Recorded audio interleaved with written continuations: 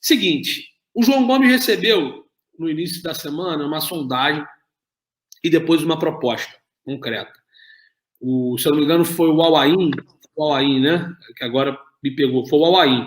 Ofereceu 6 milhões de euros por 80% do volante. O Flamengo falou que negociaria 8 milhões de euros por 80%. Os caras fizeram uma contraproposta, de novo, de 6 milhões por 80%. O Flamengo falou, não, tudo bem, vocês querem 6 milhões de euros? Eu te vendo até por 5, mas só com 50% em vez de 80%.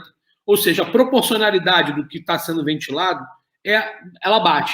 8 milhões por 80%, 5 milhões por 50%. O Flamengo até topa negociar.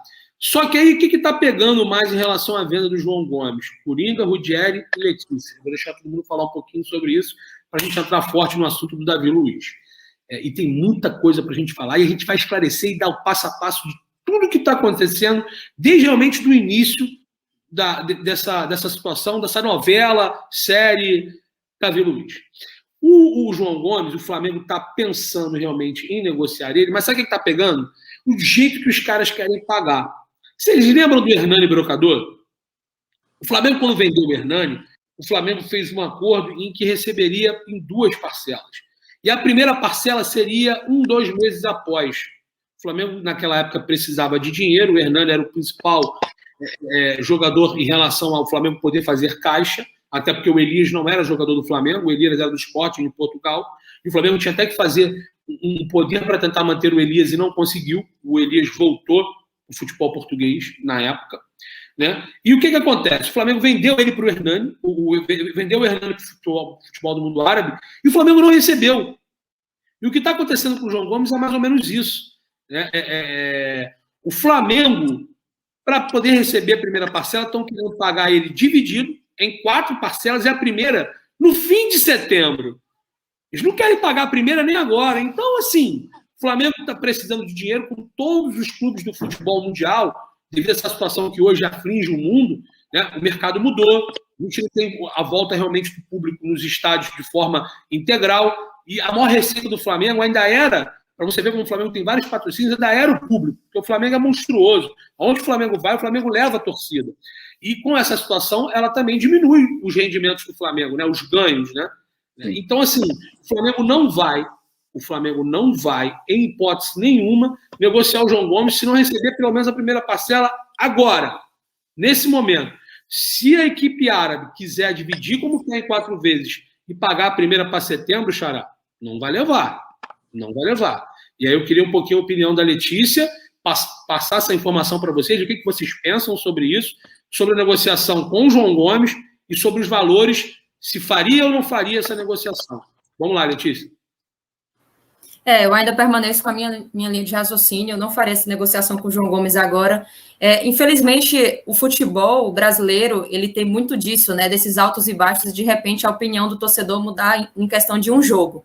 O João Gomes, há um tempo atrás, era a joia da base, era o garoto promissor, era o cara que ia ajudar o Flamengo dentro de campo, era o garoto mais bem preparado, tinha muita raça, entrega em campo e etc. Jogou muito quando foi solicitado, quando precisou na Libertadores, comeu a bola, fez o seu melhor, claro. Tem alguns pontos que precisa lapidar, ele tem que aprender muito ainda, mas é um garoto que tem evoluído e tem essas potencialidades para se aperfeiçoar. E, de repente, quando ele faz uma partida ruim, uma partida média, ali, principalmente contra o Ceará, a torcida já muda de disco, dizendo que ele não é esse jogador todo, que ele é só mais um da base, que merece ser negociado, etc. Então, assim, isso para mim é muito complicado, Júlio, eu não trato dessa forma. Eu gosto muito do João Gomes, já deixei claro que não é a negociação que eu faria agora, ainda mais para a Arábia. Ele não vai ter essa vitrine, não vai ser reconhecido, e eu acho que o Flamengo não vai ter esse retorno financeiro que espera para esse tipo de campeonato. Se fosse um time de médio ali, da Premier League, da La Liga, enfim, com algumas competições que tem uma vitrine melhor, como foi o caso aí, né, do Muniz, que foi para o Fulham, então, assim, é um time médio da Inglaterra, enfim, em situações que ele vai ter uma probabilidade de mostrar melhor seu futebol, até porque o João Gomes tem tanto futebol como o Muniz, que foi negociado, eu acho que eu faria esse tipo de negócio, favorecia tanto o garoto quanto o Flamengo. Mas para a Arábia, com esse tipo de negociação, e até porque eu gosto muito dele, eu não faria esse tipo de venda ou de empréstimo, né? Não faria no momento para o João Gomes sair. E aí, Coringa? Cara, num retrospecto breve, a gente parece que o Gerson serviu, era o muso inspirador do João Gomes. Tanto é que quando o João Gomes entrava, todo mundo gostava de ver o João Gomes atuando, porque ele dava conta do recado. O Gerson se foi. E você colocar um garoto da base entre grandes jogadores é muito importante. Isso passa confiança, passa uma consciência tática para ele, né?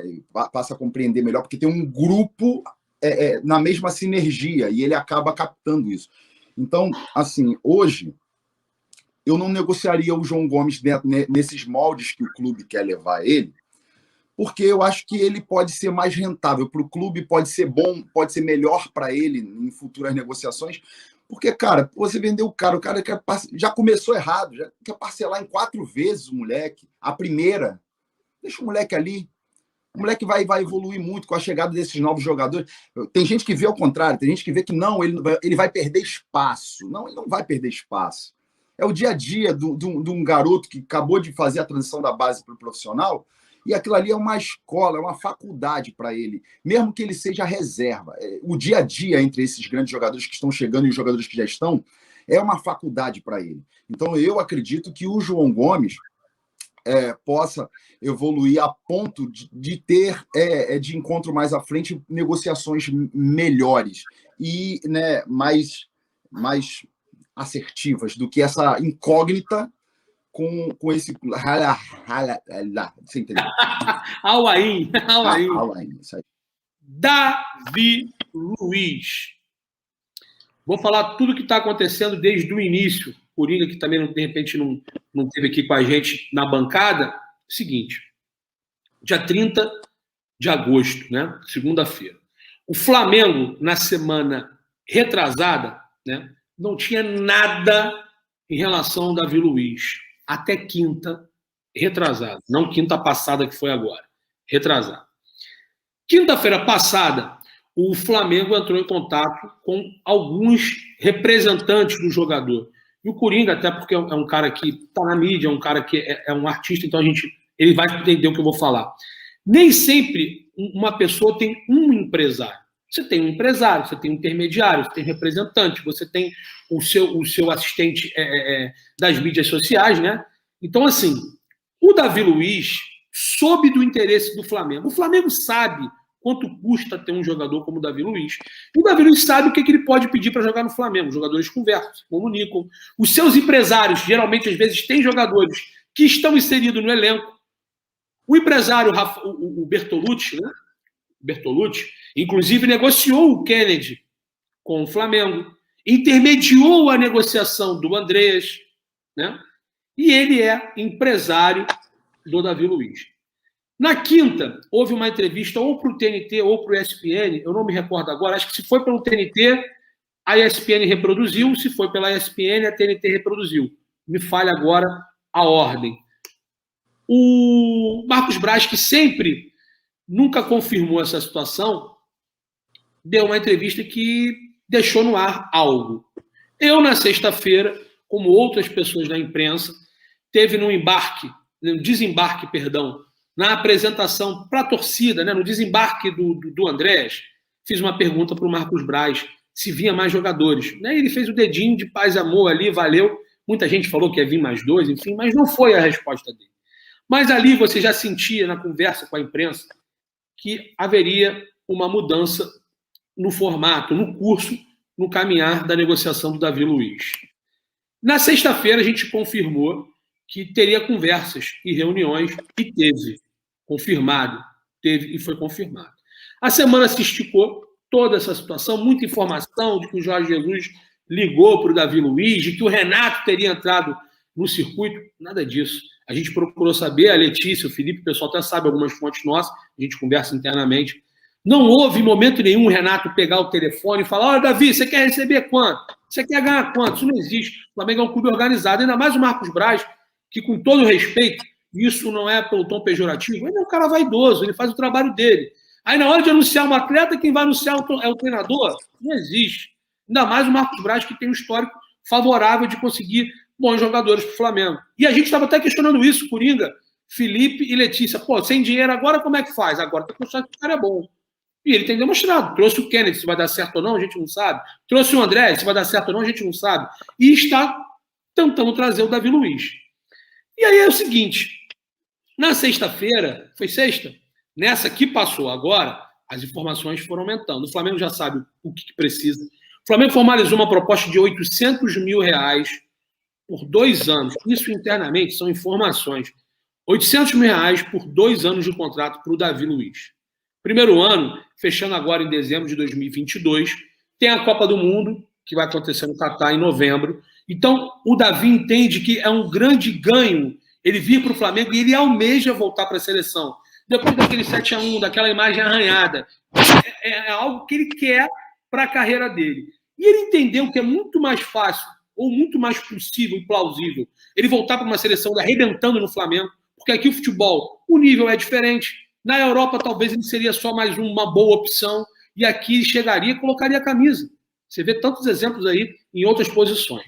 Jogando bem, ele tem um clamor da torcida também, né? Exato. Isso aí, ele ganhou mais de 1 milhão de seguidores.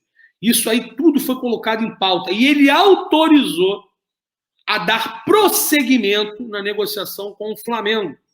Isso não é achismo, isso é informação. O Renato Gaúcho, ele não ligou para negociar. Houve um contato, tipo assim, pô, Davi, a gente conta com você, cara. Você é um cara que vai ser bem-vindo, é um cara de grupo, é um cara experiente. O grupo é maravilhoso, a gente está em tudo quanto é competição. Preciso de um cara como você. Acarinhou, apadrinhou o jogador. Não houve negociação, contrato, valores, nada disso. Nada disso. E isso foi nessa semana que houve um contato. Antes disso, quem falou que teve contato com o Renato não existiu. Pelo menos foi o que eu apurei. Sobre a situação da reunião de sexta, e eu falo com muita propriedade. O nego me meteu a porrada no Twitter, falando que não ia ter reunião, que não tinha nada. E eu não me recordo se foi quinta ou sexta que passou, né? Uma repórter no aeroporto, no desembarque com Kennedy, o Braz e o Spindle vieram aqui e ele falou que não poderia falar. E na apresentação do André, ele disse que não tinha nada. Só que no dia nada virou pouco provável. Se não tem nada, por que você vai falar que é pouco provável? É pouco provável de quê? Se não tem nada.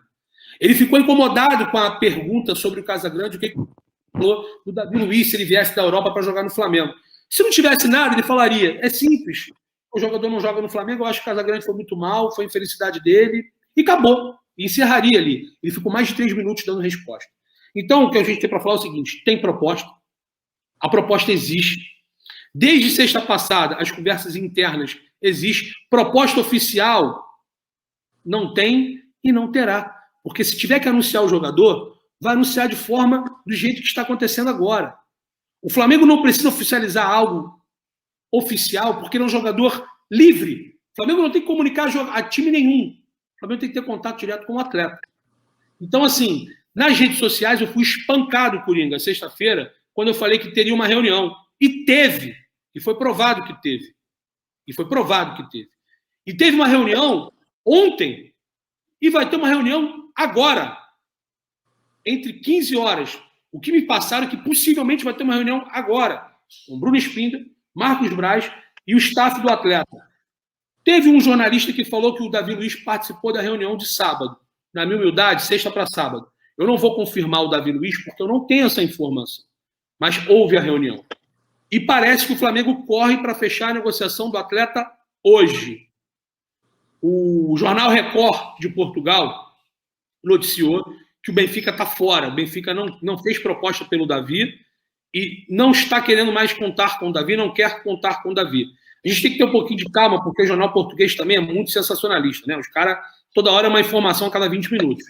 Só que o que me passaram é que tem mais uma reunião hoje.